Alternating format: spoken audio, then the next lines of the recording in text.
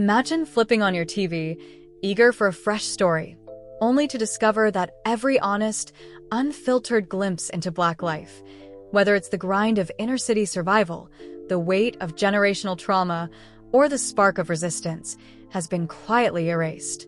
These aren't embarrassing misfires or forgettable flops. They're groundbreaking series that dared to tear away Hollywood's sanitized lens, only to be pulled off the air before audiences could fully embrace them. From the grit of South Los Angeles to the jazz-soaked streets of New Orleans, from historic slave quagmires to contemporary courtrooms, each show exposed truths that networks ultimately found too raw for prime time. In 1994's South Central, Joan Mosley rocks her youngest child to sleep while distant gunshots punctuate the night, and every empty corner of Marcus's abandoned bedroom speaks volumes about a life cut short.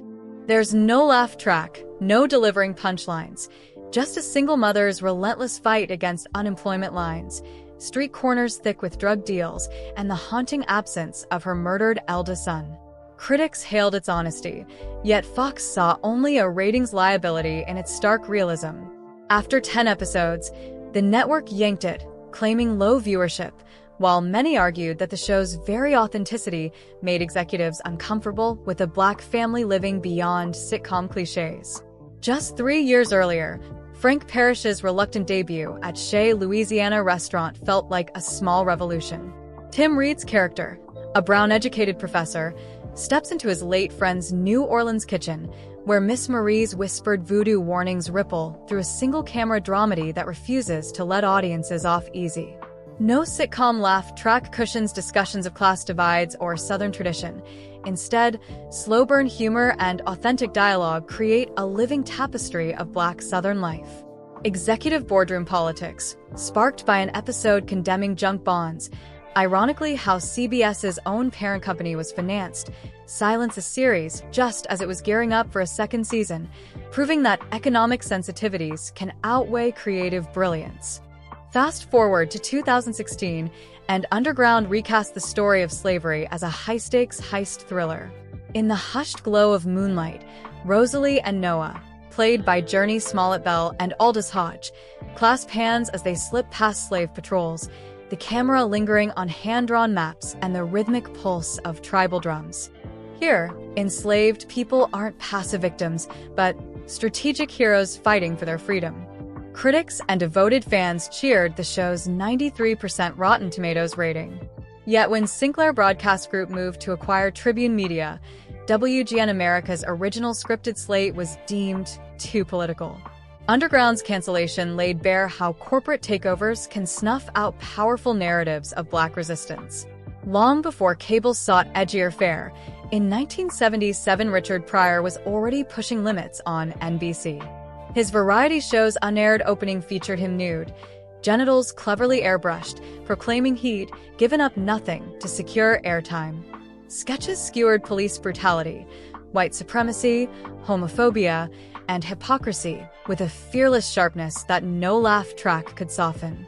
Viewers saw a comedian at his rawest, yet network brass panicked, canceling the program after 4 episodes. Pryor refused to compromise, insisting his entire arsenal of comedy belonged on screen.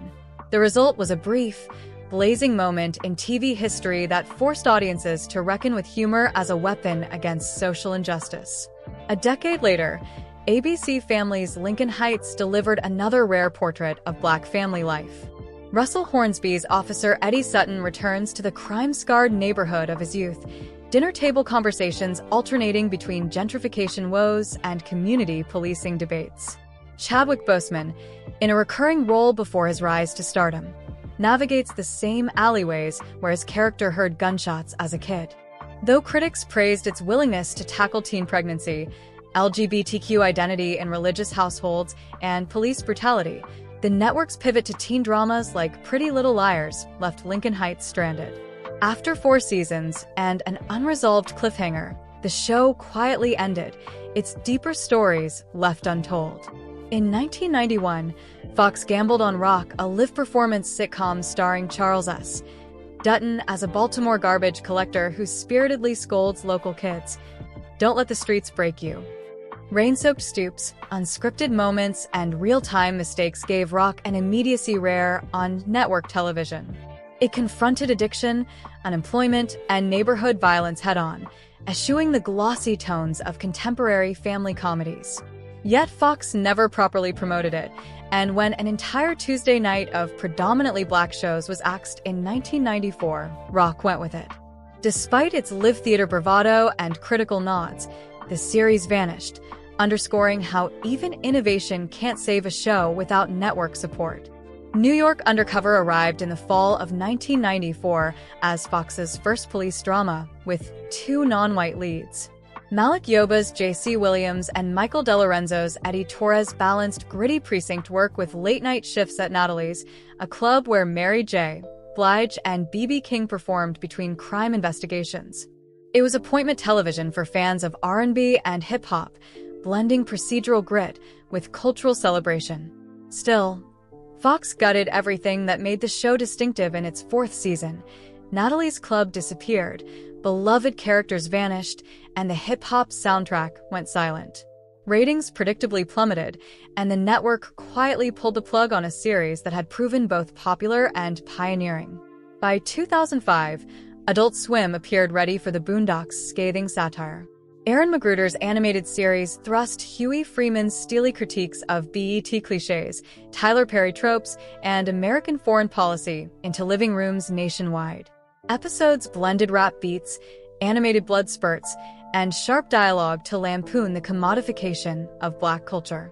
At first, Adult Swim embraced the irreverence, but multiple episodes that skewered television executives or explored explosive political topics were banned. By season 4, Magruder himself was sidelined, and the show carried on in a diluted form. Without its creator's fearless voice, the Boondocks limped to an end, leaving fans to hunt down bootleg copies of the unaired episodes that still bite with truth. In the mid-90s, LL Cool J found a second act in the house, trading football jerseys for a sports medicine office he shares with a family whose father is in prison. Early episodes leaned into sitcom tropes, warm laughter, light banter. But soon dramas of foster care, educational inequality, and the hurdles of black fatherhood emerged. NBC balked at this tonal shift, shelving the show after 2 seasons. UPN rescued it for 2 more years, but with a smaller promotional budget and a dwindling audience, the series limped to its 1999 finale without the proper send-off its deepening storytelling deserved. Finally, American Crime arrived in 2015 as an anthology unafraid to hold up a mirror to systemic injustice. Each season probed a new facet of American life: a racially charged murder trial in suburban California, a scandal at a prestigious prep school, and even modern slavery in agricultural fields. John Ridley's scripts disdained tidy conclusions, polishing courtroom drama with unflinching realism. Despite Emmy nominations and critical praise, ABC shuffled its time slots, promoted it half-heartedly, and watched live ratings slide. In 2017, the network announced its cancellation, proof that even the most sophisticated examinations of race and class can be sidelined when they challenge viewers to confront uncomfortable truths. Across these 10 series, a pattern emerges: genuine black storytelling, when it pushes beyond Hollywood's comfort zone, often clashes with executive caution, corporate politics, and promotional neglect.